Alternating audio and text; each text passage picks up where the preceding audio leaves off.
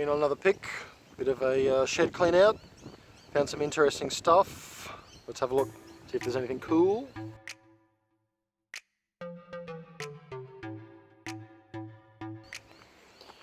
Some interesting old stuff, some old tools, old crate, old fuel tank, slab of wood, some old cast iron wheels.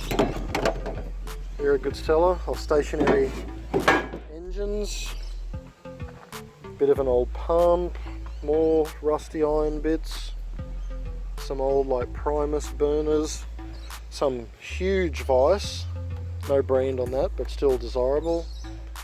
Another fuel tank. This would have been an old service station thing for batteries or oil or something like that. Some old belts for stationary engines. There's also some perlite, some vermiculite, and some weed matting stuff. Another couple of bits of engines. I think this one was an International, and these are just Moffat Virtue. Only really garden ornaments in that kind of condition because they're just bits, but very cool. Some old eskies. Yeah, that's what I found. Bit better look at the engine. Now all the stuff's taken away. International Harvester brand. Very cool looking thing.